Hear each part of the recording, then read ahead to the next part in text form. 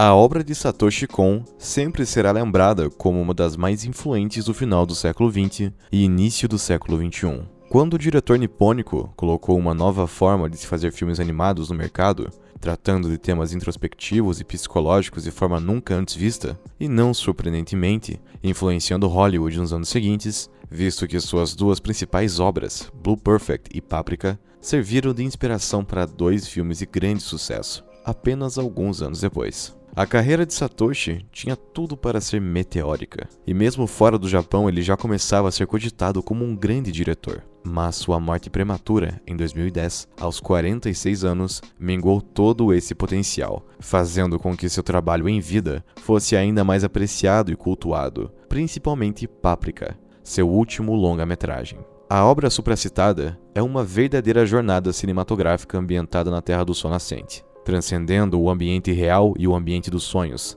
o que traria ainda mais riqueza para a animação do conjunto. O brilhante e curioso aparato DC Mini, concebido pelo Dr. Tokita, é o epicentro da trama e o responsável por todas as reviravoltas do começo ao fim. Esse aparelho sofisticado permite que médicos psiquiatras e psicanalistas penetrem e controlem os sonhos de seus pacientes com a ajuda de um avatar, sanando traumas, medos e obsessões ocultas. Ao invés de uma entrevista ou consulta regular de terapia convencional, através do DC Mini, o paciente é conectado ao aparelho enquanto dorme, e assim tem sua intimidade explorada pelo médico responsável. O que gera debates como: com o avanço da tecnologia, será possível manter a privacidade e a ética intocadas em um cenário onde nem mesmo sonhos e pensamentos estariam seguros de espionagem? Mas essa é apenas a primeira camada de debate da obra, que ainda conta com muito mais. A história, primeiramente, gira em torno de Hatsuko Shiba, uma renomada psicanalista especializada em tratamentos com o DC Mini. Enquanto trabalhava na área médica,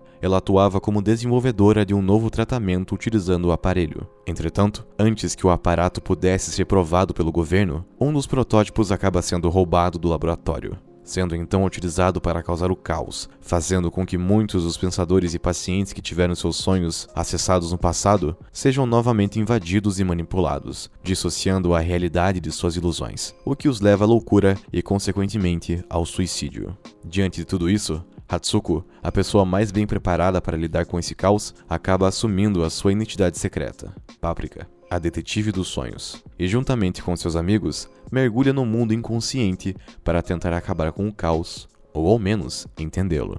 Quando Paprika mergulha no inconsciente do detetive Kawai, logo se percebe uma forte oposição entre a sua persona no mundo real, Shiba Hatsuko, e sua persona dentro do mundo dos sonhos, Paprika. Enquanto nesse ambiente, ela é uma jovem garota, vibrante e extrovertida, exalando vida e energia para todos os que estão ao seu redor, o que é maximizado por suas roupas coloridas, Shiba, em contraparte, é séria, contida e veste roupas cinzas e sempre sem emoção, escondendo seus sentimentos e sua verdadeira personalidade. Conforme a trama se desenrola, o que se percebe é um distanciamento cada vez maior desses dois lados da mesma garota, que desembocam em um eventual conflito, provocado tanto por essa dissociação entre os sonhos e realidade, como também pelo julgamento de Shiba estar sendo afetado, visto que a percepção que a garota tinha sobre si mesma foi se alterando ao longo do tempo e de forma independente ao prosseguimento de sua missão. Paprika representa uma outra face de Shiba, uma face que esconde o seu inconsciente, a qual representa tudo o que a protagonista gostaria de ser, mas não consegue por se sentir inibida ou envergonhada em expressar na vida real. É por isso que esse outro lado se manifesta somente no mundo dos sonhos,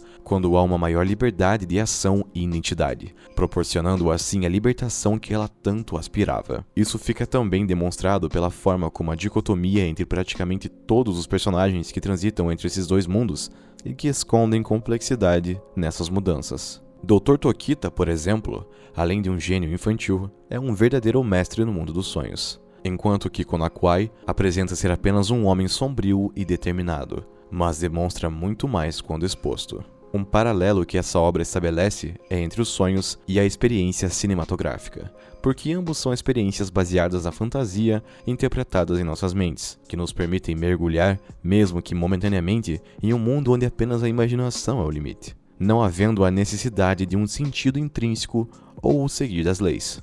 Com base nisso, somos apresentados ao verdadeiro antagonista da obra, Dr. Yonihiko, presidente da empresa responsável pelo funcionamento do DC Mini, que acredita que os sonhos são sagrados e nunca devem ser invadidos ou controlados pela tecnologia. Para ele, os sonhos são mais valiosos do que a realidade, um paraíso onde ele não é limitado pelo corpo físico. No entanto, esse idealismo acaba sendo corrompido pelo poder que o dispositivo proporcionava, o que o leva à interação de criar um sonho compartilhado que acabaria se tornando a própria realidade para todos que estivessem inseridos nele, o que pode soar assustador para alguns, assim como um paraíso para outros, como no caso de Yone, que finalmente poderia voltar a andar. No princípio da obra, é estabelecido que para acessar um sonho, cada pessoa envolvida deve estar conectada ao DC Mini. Contudo, Tokita não implementou restrições de acesso para o DC Mini. Qualquer pessoa que tenha roubado a tecnologia pode se conectar a uma máquina de psicoterapia a qualquer momento e de qualquer lugar, usando os dados armazenados no dispositivo para invadir a mente de pessoas que fornecem esses dados. O DC Mini funciona mais como um transmissor de rádio do que como uma via de mão dupla. Com isso, o sonho do desfile é como um vírus que se propaga pela mente das pessoas, unindo-as em uma mesma ilusão controlada pelo dispositivo roubado. Com isso, a temática central de Paprika, além da transição entre o mundo real e o mundo dos sonhos, é a construção e a dicotomia entre as identidades exibidas e como a tecnologia afeta essa percepção e construção. O DC Mini é usado pelo diretor para explorar como as nossas mentes subconscientes e inconscientes influenciam a nossa personalidade. O significado da palavra sonho é explorado para ilustrar a mensagem do filme, sendo referido tanto como objeto ou aspiração. O diretor joga com esse duplo sentido para reforçar a ideia de que o DC Mini é uma forma coletiva de sonhar, mas quem determina o que sonhamos ou o que somos dentro dos sonhos? Isso é, uma terra onde somos livres. Somos nós mesmos. A narrativa não segue uma linha definida, sendo os eventos apresentados de maneira aleatória e conturbada. Isso faz com que o espectador se questione constantemente se o que está acontecendo na tela é real ou parte de um sonho de personagem.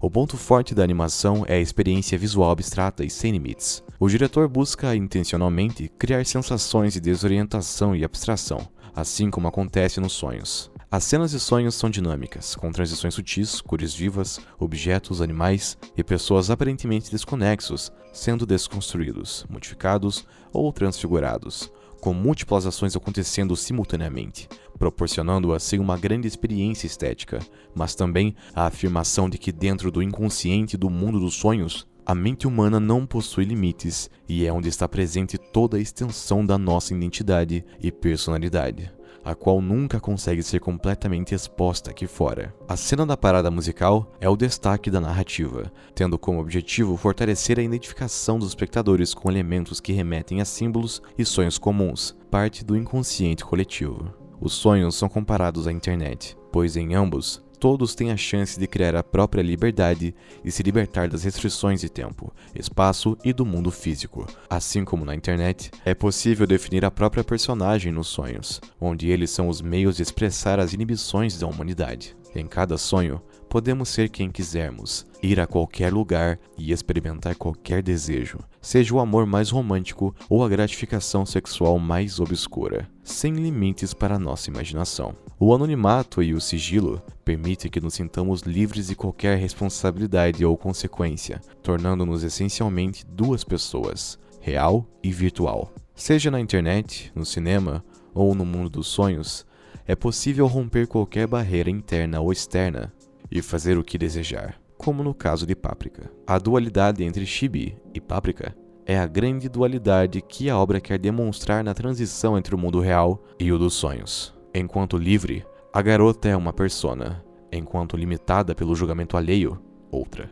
A internet demonstrou que esse fenômeno, seja por vergonha ou pela ausência do julgamento, é muito comum e quase natural. As pessoas agem de forma distinta quando estão nas redes sociais do que no mundo real. Novamente, Satoshi Kon conseguiu traçar linhas que previram, em parte, fenômenos do mundo que só veriam a se concretizar com a ascensão em massa das redes sociais, quase uma década depois do lançamento de suas obras. O diretor se provou como um grande visionário. Suas obras desafiaram o entendimento humano e a percepção que possuímos sobre quem somos e como terceiros os enxergam. porque nem sempre a barreira entre a realidade, imaginação e virtual fica bem clara na contemporaneidade, sendo necessário estar com os olhos bem abertos para enxergar até mesmo o que está oculto deles.